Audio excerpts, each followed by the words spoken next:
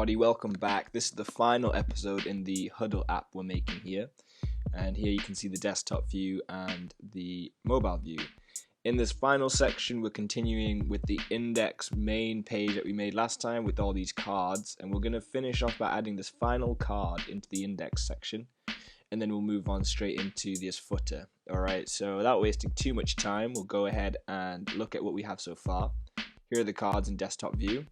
And we're just missing that one card. So I'm going to come into my index here. The dev server is already running. And I'm going to do this one way to show you how a V card with titles works. And then I'm going to do another way without the V card title, which is how we did previously, which I personally find easier. So we're going to make a card.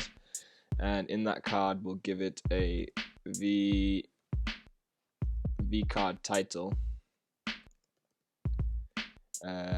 I believe it's all hyphenated, and then the title, we get it from index here, and it will say ready to build your community. Okay, so we'll just go ahead and plug that in, and on the next section we'll actually use this really cool directive called V card actions. And within there we can then just put a V button, and that will say get started for free. Alright, command and save, and that will make a hideous looking piece, but it'll fit in. So here's the title, the card that we have. So all we have to do is dress it up a little bit, and that's really simple, especially for the button. We can already start by just saying color primary. We'll probably have it rounded and small or something. That's great already. And then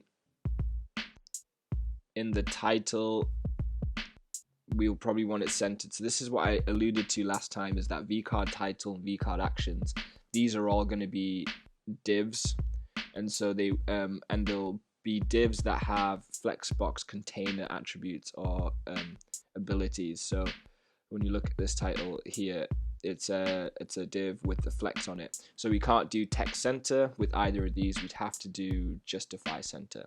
So we can go ahead and do that in here, justify center. If we go take a quick look, right, see the title's now center. We'll do the exact same thing for the actions. And we'll quickly see that pop into the center. Great. I tried a few little ways earlier, but I think the easiest way to make this center was to have it have margin left and right of auto, and then the actual card itself will have a defined width of about 600.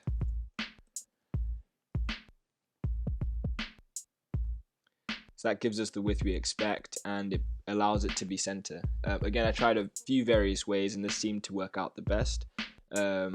We can have a look at how big it should look. So 600 might be a bit too much. So maybe we throw a 5 in there. Great, that looks more appropriate.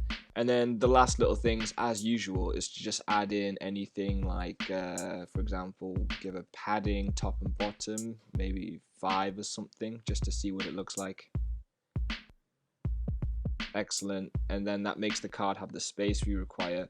And in fact, on the margin and such forth, it's actually fine. So we probably don't need to do too much. And all we have to do is review it in mobile view to make sure it works fine.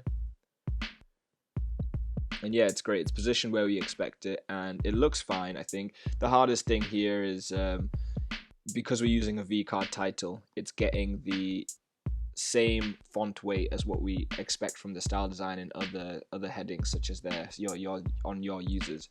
So again, this is something I'd say is easier to do with H2s and such, because if you remember in our default, we have all H2s have the correct font weight of 700.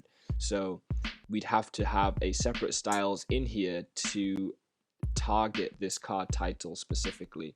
And of course, we could actually just put in the main part in here, we could say that all V card, I'm not sure how it's actually labeled. It's an underscore vcard underscore title, I think. Vcard title, and we'll just say all of these will have a font weight of 700, and we'll just see if that takes effect. It looks like it has over here, and we can take a deeper look. I'm gonna believe in it, and okay, here we go. Here's the rules.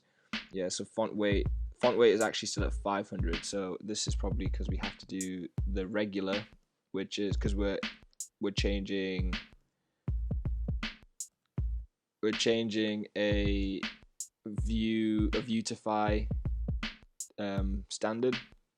So it requires, okay, it's still not changed, but we want this to say 700. And perhaps it's because it's not a double underscore, although it looks like it.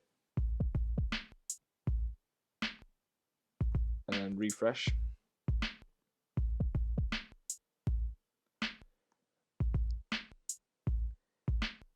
Yeah, so well, that's not taking. But then these are the difficulties. So here it has the justify important, font weight. Oh, you know what I really forgot to do is we're targeting a class. So we had to have the class title, and then so underscore was correct. Start a refresh. Yeah, so 700 is appropriate. It's just a little too big, of course. And in the original, community doesn't drop onto the second line anyway, so we'll try at 600 and hope that's more suitable. 6 still doesn't make a difference, so 5 might end up being all we can really go with. But these changes can be made on the fly as and when they're needed, so we'll keep it as it was, and because we actually aren't changing the default, we'll just delete that entirely. Alright, but you can see how easy it is to be able to adjust it. It just depends on whether it's suitable for your design. I'm a little bit nitpicky here, so I'm going to have to go through and add this question mark. Alright, cool.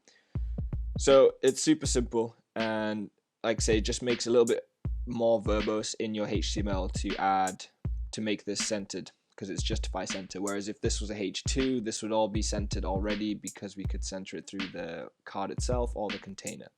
But yeah, that's a simple card that we had to add on from last time, and then we'll go straight into the footer also. And the footer, what I'll do is I'll make it a component. So same as the other components like the navbar and stuff, we'll say my footer.view, and then in here we'll put a pug template base, and let's have a look at what we might need. Alright, so it's similar as before, where we can group certain sections together by how they move in between the desktop and the mobile view. So as you can see here, we're going to keep these grouped together. We'll call these the contact information. And then these are other pages, so these will be like our router links, so we'll keep that as a div. And then we'll have our socials as a final div. So because we have these 3 boxes, they'll all take up a column of 4 each. I've already looked through the style guide, by the way. I haven't got this logo, so we're going to ignore that for now. And then likewise in here, everything just becomes columnated. And the only thing to really be aware of is that the socials will center and everything else will be left aligned. Whereas desktop, everything maintains left alignment. Alright, so we'll start that real simple. And we'll make the 3 individual divs inside a container. So we'll give it a v container, and in here we'll make it a single div. We'll call this the contacts, and in here we're gonna have these 3 paragraphs and logos. So how I'm going to do this is I'm going to make each logo, or icon, sorry, each icon will take up a column of say 2, and then each paragraph will take a column of 10. So they'll always be in the same row as each other. And we'll also we could also make each one a row inside of this div, which is absolutely fine, or we could make it one row with the 6 columns, where 2 would always be on the same same line. So it's each to their own in this one. So we'll try that second way. We'll make a single row, and then in there we'll just have the 6 columns. So V column. In here will be the V icon. I have the icons already set aside, so I'm going to look at the one I have previously done. Go into the footer. It's just so I know that the icons are MIDI map marker.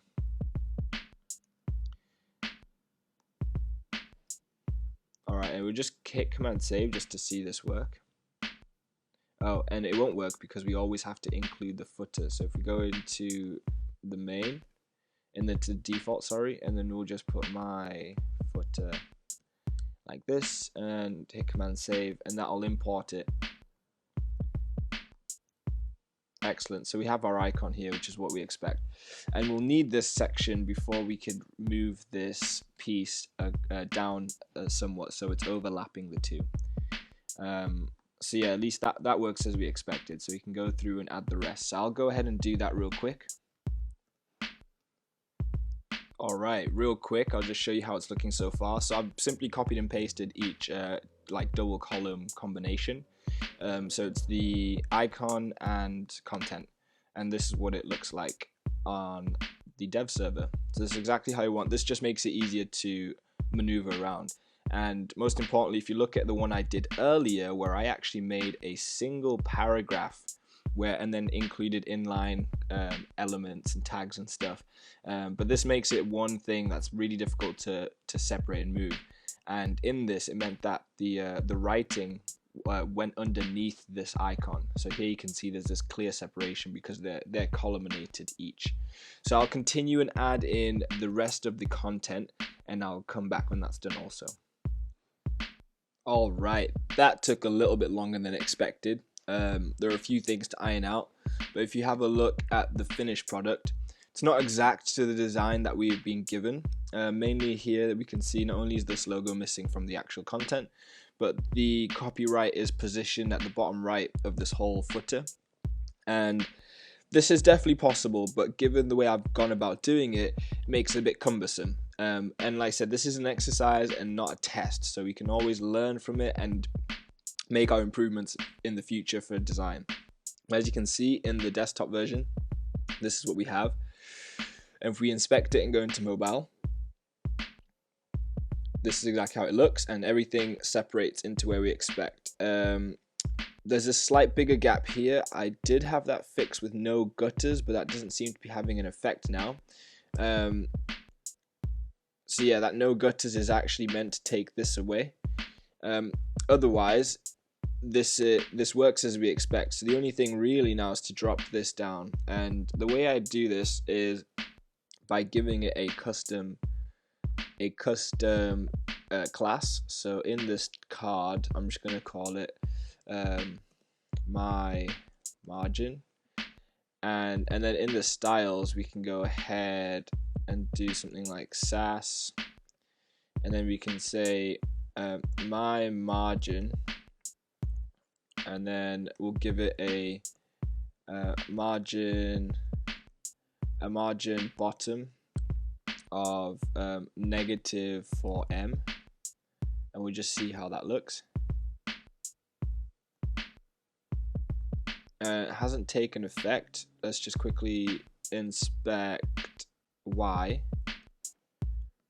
I just had to quickly refresh it. So now you can see that this has moved. The only thing now is that all the writing underneath is hard to see, or invisible rather. So on the footer, all we'll simply do is on the container, I'll give it a margin at the top, margin top of I will give it 5M, so it's cleared. And okay, so margin will actually push it away from the other container. So what we really want to do is use padding top, and that will keep it in the same position but move all the content inside of it away. So there we go. Now we have what we expect. And if you go and inspect that in mobile view also, it's the same thing. The margin probably could be a little bit less, but if we look at our designs, we've pretty much made it as we need to. And even here, the icons are centered. The icons, I just didn't find rounded ones. I think they use font awesome icons, and I'm using material design, so it's just little nuances there. But yeah, as you can see, it's super easy to finish, is to make a app or web application using Nuxt, especially using some sort of design style guides and style sheets. And I hope you've enjoyed what we've covered thus far in the first mini tutorial on the brand new spanking channel. And yeah, I've really had fun. I really enjoyed doing these kind of things. They're great for practice.